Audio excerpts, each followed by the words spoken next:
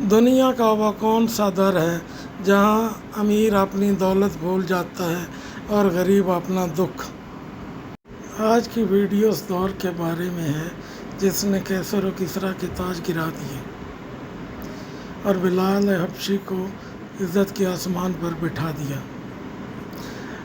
ये है दर मुस्तफ़ा सल्लल्लाहु अलैहि वसल्लम।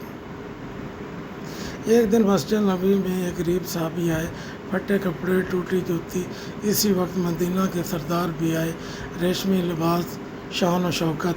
लोग समझे नबी करीम सल्लल्लाहु अलैहि वसल्लम पहले सरदारों से मिलेंगे, लेकिन मेरे नबी सल्लल्लाहु अलैहि वसल्लम ने पहले इस गरीब के कंधे पे हाथ रखा और फरमाया, इस्लाम में अमीर गरीब का फ़र्क नहीं, अल्लाह के नज़दीक सबसे इज़्ज़त वाला वो है जो सबसे ज़्यादा मुत्तकी है। ये वो दौर है जहाँ उमर फ़ारूक जैसा खलीफा भी ग़ुलामों के साथ